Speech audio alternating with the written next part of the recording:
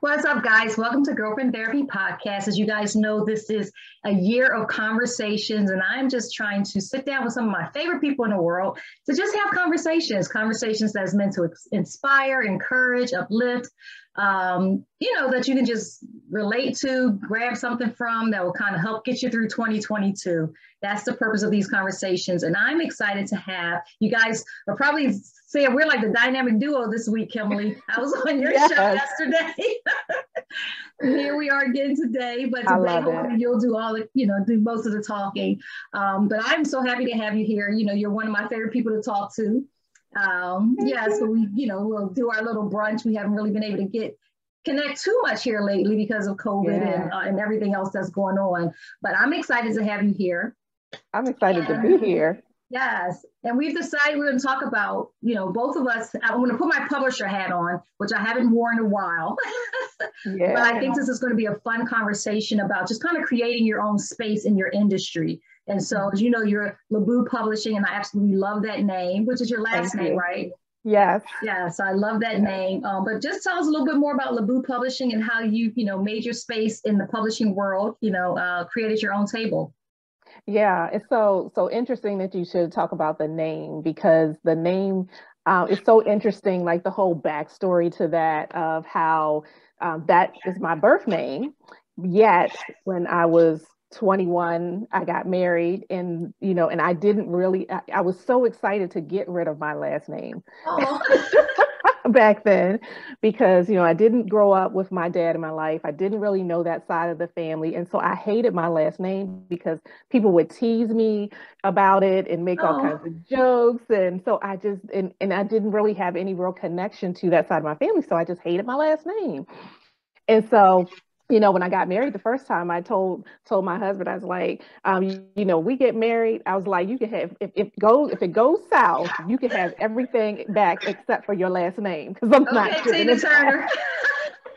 Right. And so it's just so funny that for years I didn't have it, like all my life. Did not use LaBoo, like from 21 up to I just recently took my name back. So what made you embrace it? I guess you're going to get there. So it all stemmed from when I wrote my first book, and it was about my life and how I was feeling. I was purging some things. It was called The Passion in My Soul. I was releasing some stuff, and I wrote a couple of poems in there about my dad. And so one of my aunts got a hold of the book, and she saw what I wrote about my dad. And she went and she told him. Oh, wow. And she's like, did you know this is how your daughter is feeling about you? And so from that, it prompted this phone call and a reconnection between him and I. And then we began spending time together. He started inviting me to family reunions, and it really mended our relationship. And so then I got to meet all my aunts and my uncles and my whole side of my family. And I realized just for hearing their stories, like the legacy that was behind our last name. But then I didn't have it anymore. And so, went on years and really, gained this newfound respect for that side of my family and the meaning behind our name and everything, and to learn a little bit more about it. And so when I got divorced for the third time, and that's a whole nother show. I got about at least 40 more weeks I got to fill. Well, you're more than welcome to come back. Okay. But so that was a wreck. And so when that ended, I had the opportunity to move to Hawaii. So I was in Hawaii for 3 years. And so that really allowed me to slow my life down, to really do the healing that was needed. And so I also ended up writing this book about divorce. A threefold cord broken, what happens when Christian marriages fail. And so myself and 7 other women talked about what it's like to walk that journey through divorce, being a Christian woman. And so from that, I came home, we did a book launch. And when I got back to Hawaii, I felt like this urge to change my name back, to take my name back, because after that, it was when, God was like, you're still walking around with things attached to you that aren't even a part of you anymore. Wow. Because at that point, I had 2 surnames and nobody ever knew me as LaBoo. I was Rice Ogletree. So I had taken on Rice was from my first marriage. Wow. From another. Yes. And so Rice I never got rid of because I said I wasn't giving it back, but it was also my children's names. Okay. So all through, while they were in school, I wanted to be Rice.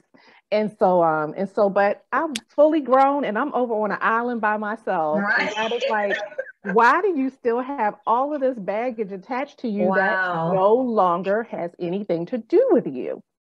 And so that was when I sought out to do my whole name change and take my name back. And I was so honored and so proud to take the name back. And so from that, then the next thing that God gave me was LaBoo Publishing Enterprise, because He showed me how much I had been helping writers and holding these writers boot camps. And I had all of these resources to help writers, but my name wasn't on any of it. And when I tell you, like, when I think about that, like LaBoo Publishing Enterprise is just a thing, like it has its own life, right? That wouldn't have worked with those 2 surnames. No, LaBoo has a really beautiful kind of flow to it. Thank you. Tell us a little bit, because when you say it has its own thing, how many books first of all, how long have you been in existence? And then how many books have you published? Because I promise you, every time I look up, it's like, another one, okay. Yes. So I started that writing journey in 2006. So about 16 years ago. And ironically, I have 16 titles. Wow. Right, of last year, 16 titles. Wow. And so, and the funny thing about that is I never, not like you, who at the age of however young said, I'm a writer, right? I never thought of myself as a writer. Wow. That wasn't a thing. I mean, when I was a little girl, teenager, I had a journal, that I hardly wrote in because I was scared my mother was going to find it and read what I wrote, even though it had a key. Oh gosh. And so I never really, wrote out fully in that manner either. And so that just wasn't it for me. And so from writing that book though, I got this writer bug. Right. Can I tell you, and I don't think I've ever shared this with you, the very first time I ever heard your name was She's a Writer. And this is probably about 2 years before I even met you. Oh, wow. And I don't know what I was talking to somebody, I don't know, it was like outside the cafeteria. And I was talking to somebody about writing, and they was like, have you ever heard of Kimmoly? And I was like, no. And they was like, oh, she's a writer. She works. Oh, that is too funny. That was the first time I ever, and I don't think I've ever shared that with you, but that was the first time I ever was introduced to your name and, understanding who you were, you were introduced to me as a writer. So whether you knew that or not, that title preceded. Right. Oh my goodness. Yeah. And so that was just never my thing. But then, from that on, it just kept happening. And there were things that would interest me that I would write about. Right. And so when people say, well, what genre do you write in? And I'm like, I don't have a, set one. It's just, if there's something that interests me and I think that it might add value somewhere, then that's what I write about. And so I never really, when we talk about, carving out your own niche in the industry, like I never wanted to be pinned down as, a Christian fiction author or she's a self-help author or she's, I just didn't want to pinpoint. It's like, if I feel the need to write about something, then that's what I'll write about. And so, which is really interesting because I think it's, for me, I looked at it the complete opposite. So of course, First Roots Publishing was a Christian publishing house. Right. And for me, it made more sense for me to kind of stay in that market. But it's still interesting. And I think the reason for me is because you find yourself, and I'm sure you can attest to this, talking to a million different people about a million different things. So for me, it was kind of like, is Christian. So if what you were talking about wasn't Christian, then I wasn't gonna, be able to, put you on my calendar and things like that, especially as a publisher. So right. So I'm sure you so told there people. There are some things that I will not publish. Right. And people say, "Oh, why don't you publish that?" I said, "Because I read everything that comes through, and I don't want to read that." So There you go. Yeah. And so I do have my limits as to what I will and will not do. And I've said no to some things, right? And without real explanation, it doesn't fit. Exactly. Doesn't fit here, and so even though I'm not, so my publishing company does not say like it's a Christian publishing house, right? I'm a Christian woman, right? And so still some stuff you don't want to read. There are still some limits here. Exactly. Yeah. And so I know the writing part you said started like 16 years ago, but what got you into publishing? Oh, so it was after that trip that I took, and I came back to Hawaii, and I was laying on my bed, and it was God was like, write down every person that you've helped to publish. Wow. And so I made this list, and it just kept going. It kept going. And then he showed me that my brand or my name was not attached to any of it. So like, how would people know that it's sort of like you have this gift? Right. Because it's not there anywhere. And he showed me that it was time for that to change. And that's when literally LaBoo Publishing Enterprise. And I was like, okay, Lord, what am I supposed to do with? So how did you get started though? Because it could be. It was nowhere on my radar. Right. But then he reminded me of, all of the resources that I had and all of the help that I had already provided and all of the people that I had already helped to get published in. And then it just clicked and it just made sense. And with me, it's like when I get that kind of download from God, it's like, okay, well, let's go with it. Let's see what happens. And it's just been so incredibly amazing because we've never been without clients since the day I told people we were starting, and so we've had this steady flow of clients, and it's just been such a blessing. And so, they say it's the difference between a good thing and a God thing. Amen. Like LaBoo Publishing Enterprise is a God thing. Amen. And I know that just from the types of people that we have been able to work with, they require a little bit more hand holding than maybe some publishing houses would deal with. And so I think that's part of how we've carved ourselves out, in this industry and set ourselves apart as well, is that we have a little bit more compassion for people that, they can talk to real people and get the support that they need. And so, I think that's what makes us a little bit different. Right. So in the beginning, had you ever, I know you said you didn't really set out to write, but you wrote a book and, it kind of happened. Did you ever go through like the process of trying to get, I know we talked about it a little bit yesterday, like trying to get an agent and kind of doing that whole process? No, I started out with a publishing house, just like what we are to people now. Okay. And so I never shopped for an agent. So it was the self-publishing, a company that helps self-publish authors. So the same thing that we offer now. And so no, I never went, that route of trying to shop an agent. I'm not that good with rejection. Oh, it's a lot of rejection. I tell you. Yeah. I was like, okay, let's just skip that part. Like, Right. I will produce the best possible product that I can possibly put out. And that's what we won't go with. Like, you're not changing my words. You're not changing my story. You're not, going to tell me no 600 times. I can't take that. I don't even have time for that. Right. I was going to ask you, like, just from like, because a lot of times once you kind of go through that process, then you have a little more grace and a little more, understanding for, people that's trying to get published. Mm-hmm. And so I know for me, just having gone through that whole, like, I would say I have a stack of rejection letters, and I still kind of go back through them and look at them. And Like I said, sometimes people just send you your letter back with a stamp. No, you know. Yeah. You know, here, funny story about that. When I did have to reject someone, I went out there looking for rejection letters. Okay. To see how people rejected people in this industry. Right. And man, when I saw some of the stories about people and how they were rejected, I was like, ooh.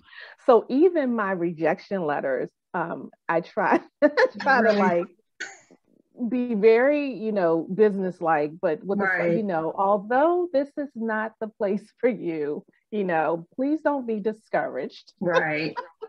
You know, that type of thing.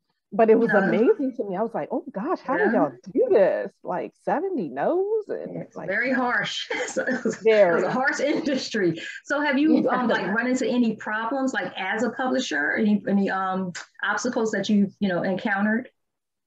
Yeah. So the very few that I have rejected, you know, that's been interesting.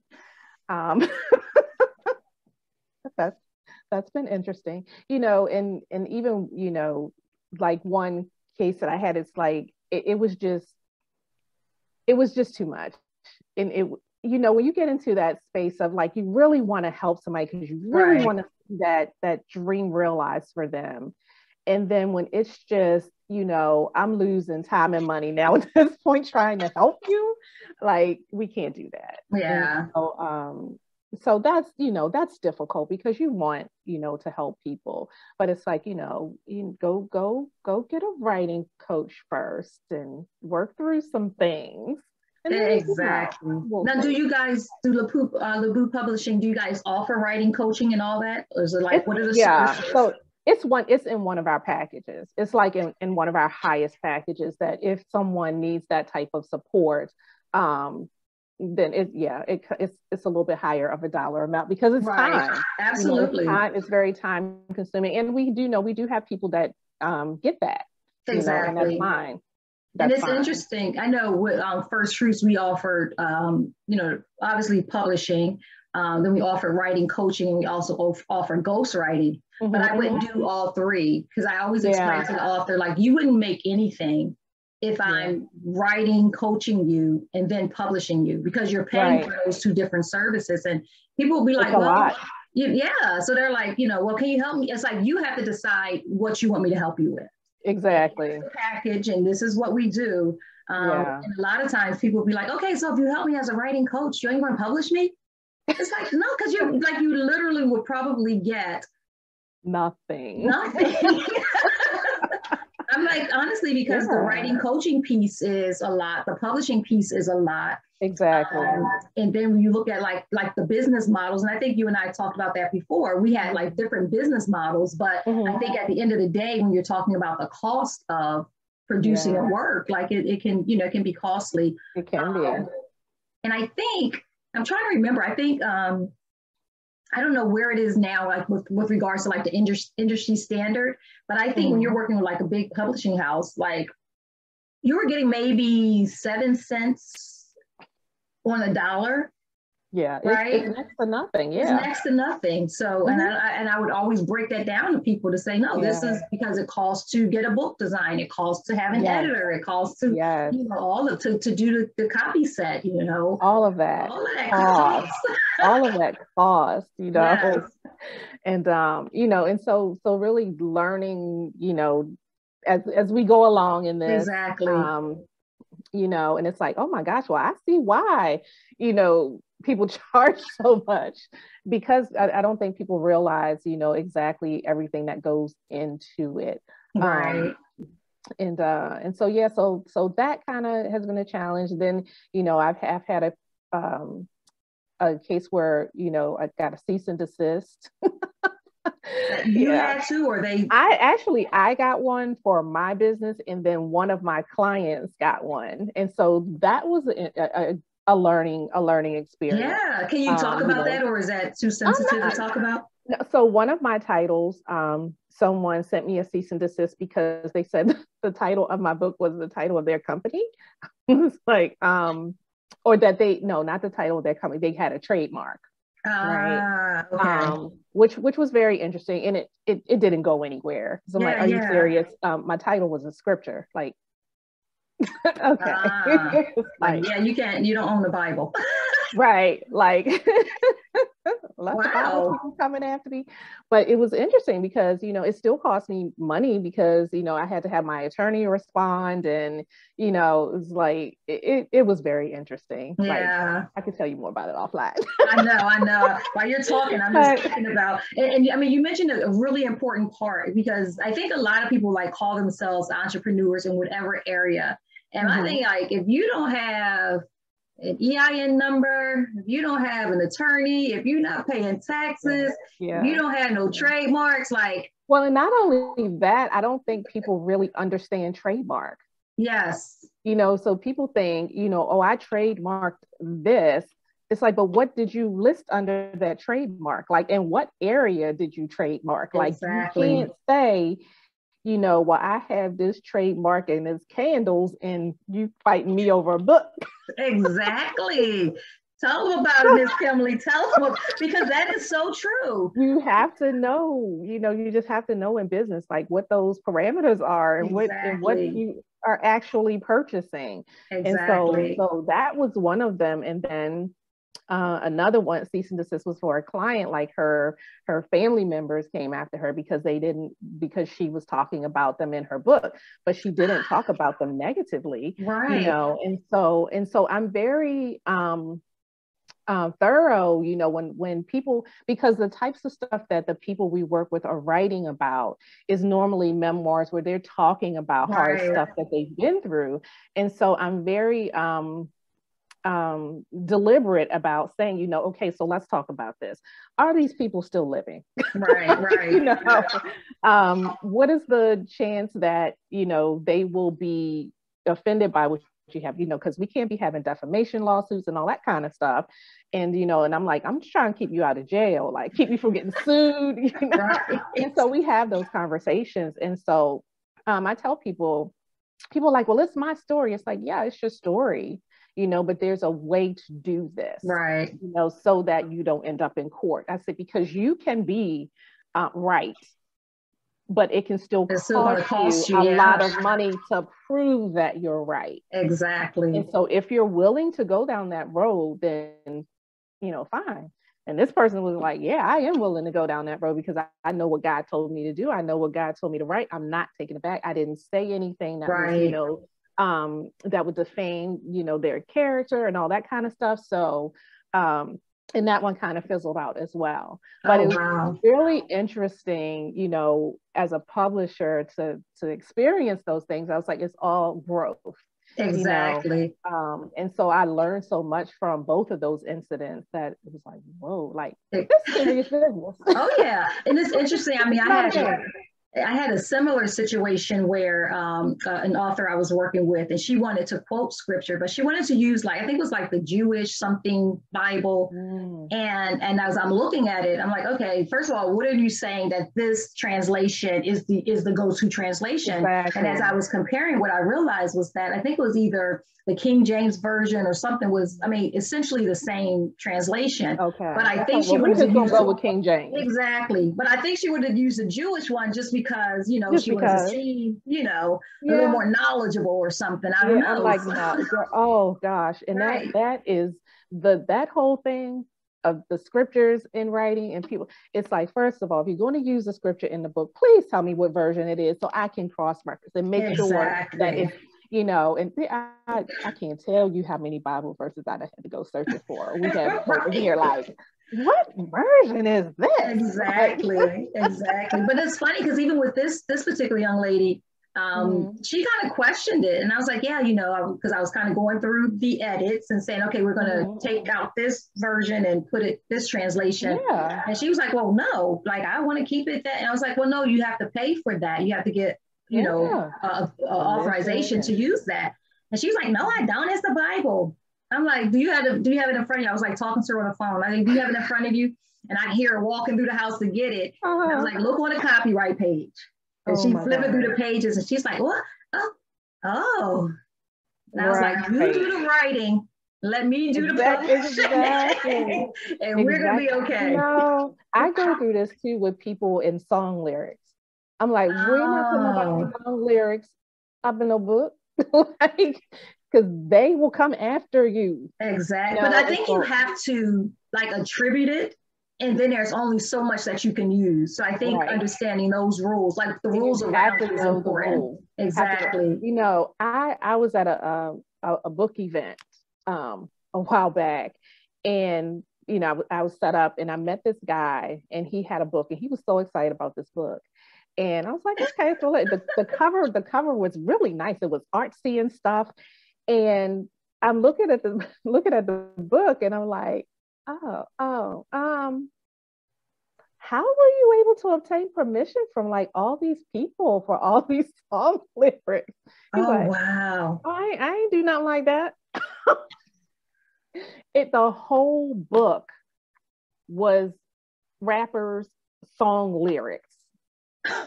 The entire book. Oh my gosh. Was lyrics. And did he self-publish?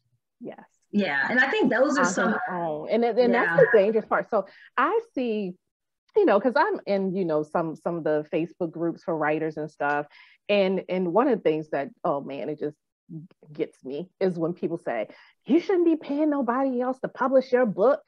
You know, you could publish yourself. You could do this. It's like, okay, yeah, you can. Right. You can. But if you're going to do that, you need to know the rules of the game. Right.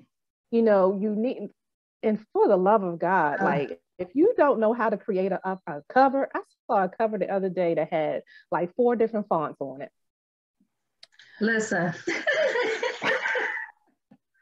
You know, exactly. And I think we have swapped some stories, but you do see a lot. And it's like, stop. It's like, if that's not your thing, then by all means pay someone to help you. You know, if you don't know the first thing about designing a cover, stop. Exactly. And I always tell people like, you can go in Canva. It looks like you went on Canva. Exactly. I tell people 2 things.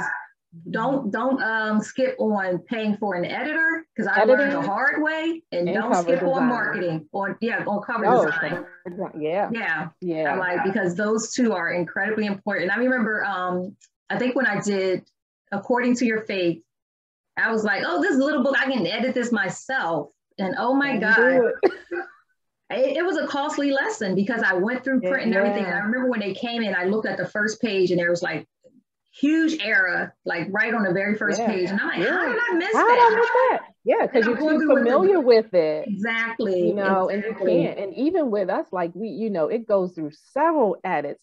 And even in that final, when we get the book back and it's in the print form, because I catch more stuff after, you know, we get that proof copy. And it's just, there are always some hidden somewhere. And like you said, you'll look at it and you're like, how the heck did I miss that? It's on page 2. Exactly.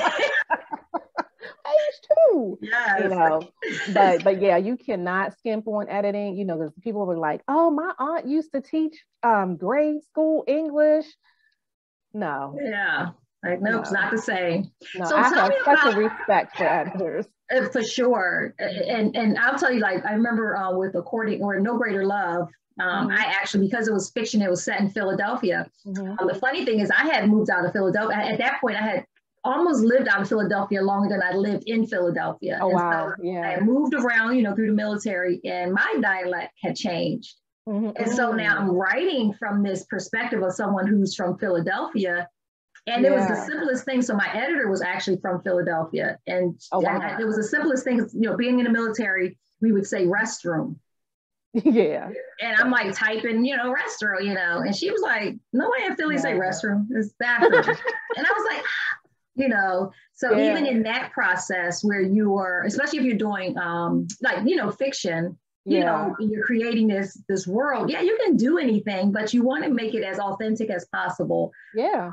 You know, especially when the natives of that, and me being from Philadelphia, people are reading and it's like, what? Like, you know, you don't want to come out like that. Exactly. You don't know what you're talking about. Exactly. You know, and it can take the slightest thing that'll make you lose credibility as an author.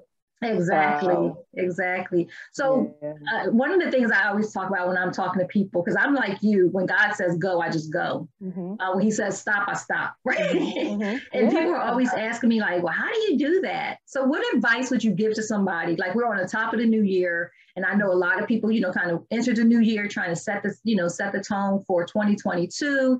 What is some advice that you would give to somebody that's probably sitting on something that they know God said go, but they just kind of, they're sitting on it? What advice would you give? Look, you just got to do it, because really that's where some of my biggest blessings have come from. Even if I didn't understand, quite where this thing was going to go, Right.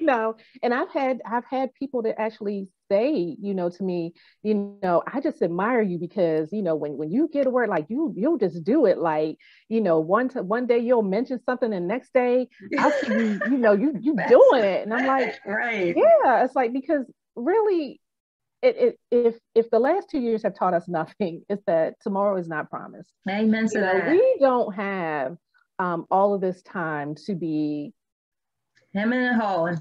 hemming and hawing. Yeah, I was trying to think it. The word I was going to use probably wouldn't have been appropriate, but but yeah, you don't have that kind of time, and also when God gives me something, I'm excited Yeah. about where this is going to take me, where this is going to end up. Who am I going to meet along the way? Like, what blessings are along the way in this? And so just the excitement from that kind of fuels the vision, Right, that he's right. given me. Like, and it always turns out to be so much bigger than what he showed me when it started out. So I would say to anyone watching, if God gives you a vision for or something like that, and caveat this though, that sometimes God will give you a vision of something and it's not for right now. Right. However, you will know. I believe that you Oh will yeah. know, um, because if it's not flowing, you know, to a certain degree, I think you will know that, okay, maybe that's not a right now assignment, Right. but he just gave me a glimpse of where I'm going to go. But there are other things when it's like, Yeah. that, and if you're hitting it, if it's coming to you like it's running out of a faucet, and Right. you're trying to turn the faucet off, like, stop, Right. just go do what God told you to do. Stop. Exactly. But a lot of times, I think I talked a little bit about this yesterday. Mm-hmm. Um, I think we have to be in the right space, I think. So even when Oh God yeah. says to do something, Mm-hmm. you can immediately, take on this posture of arrogance or take on this posture of, okay, I got it, now I'm gonna run, where God is Mm-hmm. like, no, I need you to just walk with me, but you're like, Yeah. no, I got it, and taking off. And then Well, but that's when I believe it starts to become hard, yes, you know, exactly, exactly, like when God gives it to you, it's like that whole he makes provision for the vision. Like, I think you just know, like, exactly.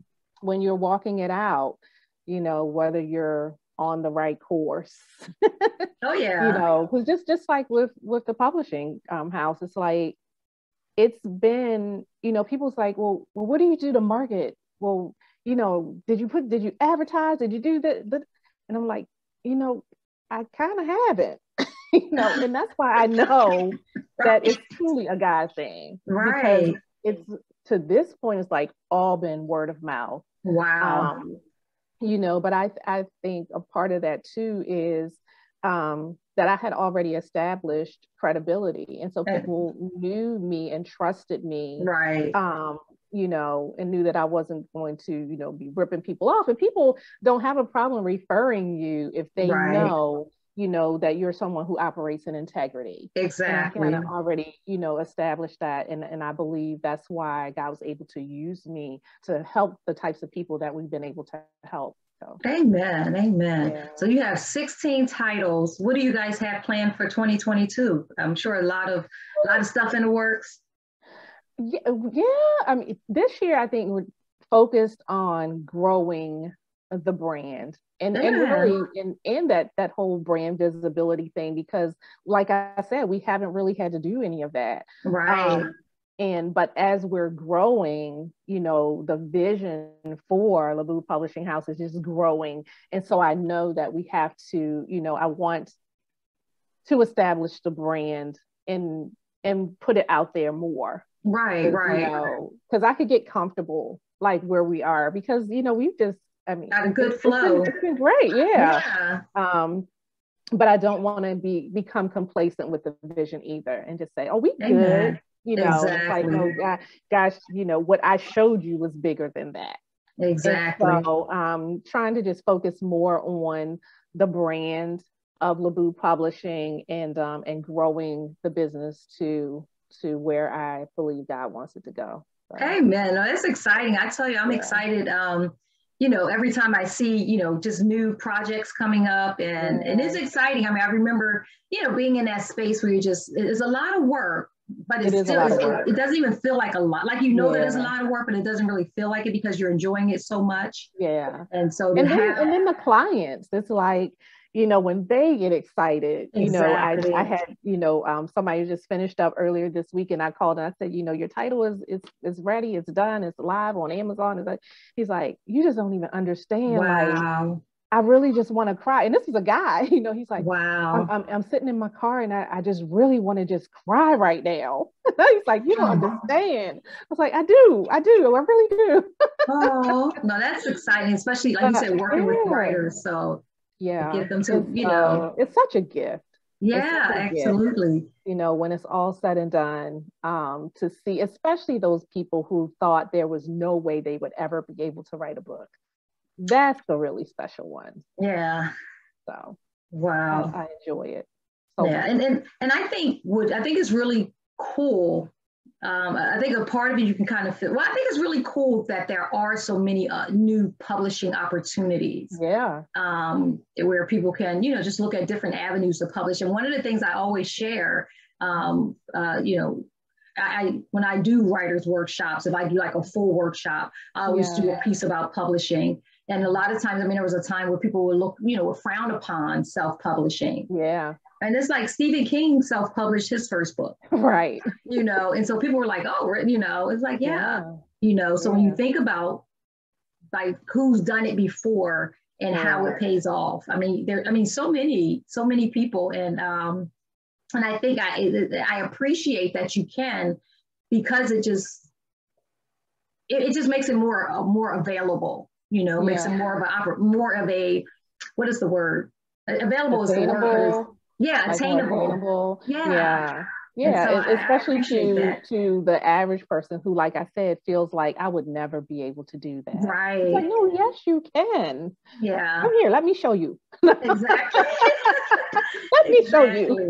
Exactly. No, I love that. I think it's interesting when we think about, you know, creating your space in industries and, you know, looking at where we are now just as a society, where so much is hinged upon like social media and your following, and it is definitely kind of like a different world. I know if you and I were having this conversation, you know, we're saying that we're kind of in that generation where we're kind of one foot in this new technology stuff. But then we still that was us. Right. That was our parking lot conversation. Exactly.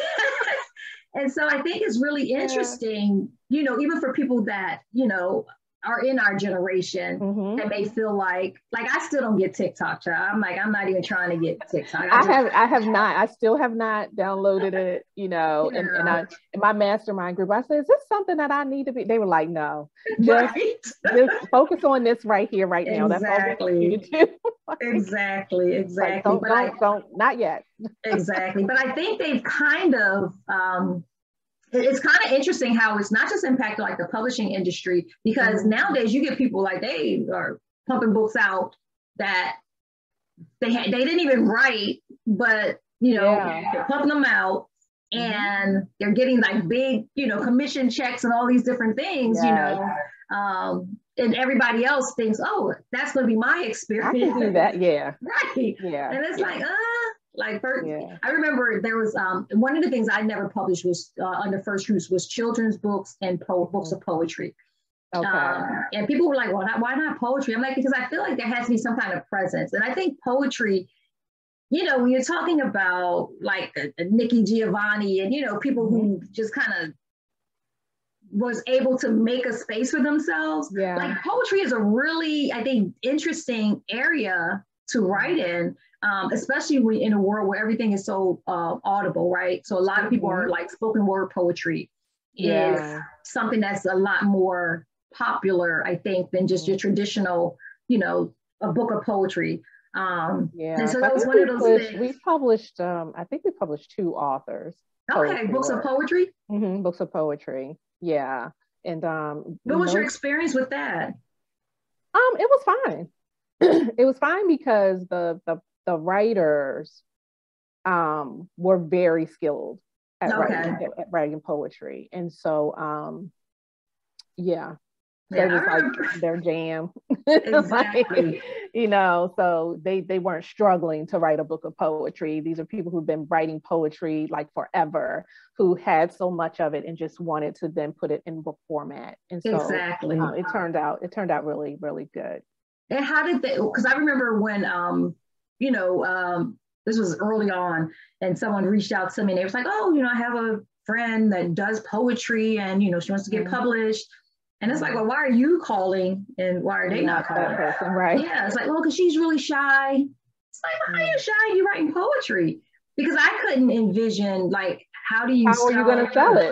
A poetry if you can't recite your poetry, right? Exactly. So I was just like, no. Yeah, no. So like that person that wrote the big book of poetry, like he has a whole following of people that follow his work, and so that was very easy. You know, exactly. Yeah. And I think a lot of people, because I think like you, I think everybody has a story to share and everybody has something that can encourage, you know, encourage people that hear it. And so like you, I'm always like curious to say, okay, how do we get this out? How do you, how do you present it? You know, and a lot of times, especially as, you know, authors and writers, a lot of times the first thought is I need to put it in a book.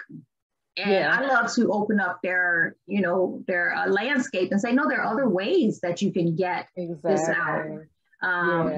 You know, and just kind of opening that up because I think maybe we should explore some other opportunities for you. Right, exactly. But people were like, nope, I want to write a book. And let's write this book. So it's a really interesting, I think it's an interesting industry. It is. And I think it has, like, you know, social media, like where we are now, has really opened it up. In fact, I was listening to something, I don't know if it was a podcast or maybe a YouTube video, but they were talking about how the publishing industry was struggling because, you know, so many people are able to kind of go out and make it happen for themselves. So I thought that was really interesting. Of course, you'll still get like your big name politicians and celebrities who, you know, get those mega deals, you know, through some of these bigger publishing houses. But, you know, that's because they already have that following, you know. Exactly. And so that's what people need to understand too, is if you're doing that, they want you to have already have a following of people. So yeah, it's interesting. You know, I pay attention to like the people that end up on Good Morning America and The Talk and all this stuff. And I go look them up. It's like what's their background? Like what exactly. So we're not going to name the book that we read and we talked about. Yes. But we both were kind of like, okay. Huh? Right. Yeah. But it is interesting. Yes. Right. It is interesting. Yeah. And I think I've taken, you know, especially as an author, I've taken my approach of writing as just my writing journey. And I've taken off the pressure of trying to be, you know, be everybody's favorite, you know. I don't know if that's kind of taking a step back, but I really did kind of take that pressure off because I like writing, and writing, you know, fuels me. And when people read it, if they enjoy it, I think that's wonderful. And absolutely. So I know you're doing a lot of publishing stuff. Are you do you have any like personal writing projects, or what do you think about like those two worlds? I don't right now. I'd love to, you know, when we were talking about your book, your latest one, I thought, wow, it'd be so cool to like write something like that. But I was like, my life is such a darn movie. Yeah. Yeah. I don't know. And it's funny because I think for me with First Fruits, that was a part of the reason why I stopped publishing, is because I enjoy writing more. And I enjoy, teaching and talking about writing. Yeah. But the publishing part, I mean, I enjoyed it while I was doing it, but it was a lot of work, and it left no room for me to do any of the projects that I have. Like in front of me is my chalkboard wall, and I have like all the different writing things that I want to do, That's nice. And some of them I've got a chance to check off. Like I, wanted to write a parable, and over the pandemic, I actually wrote 2 parables. And wow, I was like, oh, that's cool, That's cool. Yeah, I guess because I read so much of everybody else's work now. Yeah. That even when I do my anthology projects, the ones that I do for myself, like with my name on it, when I bring people into that process, I always love doing that. Interacting with the authors and getting their stories. And there have been some that I have not even written in. Yeah. Like I pulled all the people together to make it happen, and I write the introduction and the synopsis and all of that, but I don't actually have a chapter in that book. Wow. And that's like a lot of like, because I've seen a lot of anthologies. And so is that kind of like your kind of sweet spot, like, from a publishing perspective, is to do anthologies? Or is it half and half? Or it's half and half, but we really, I like that. I like doing anthologies. Like we manage anthology projects for other people. Okay. And so, I love that whole process of working with all the authors. They're all writing their individual chapters and you're reading stories and all of that. And so I really do like that process. Right.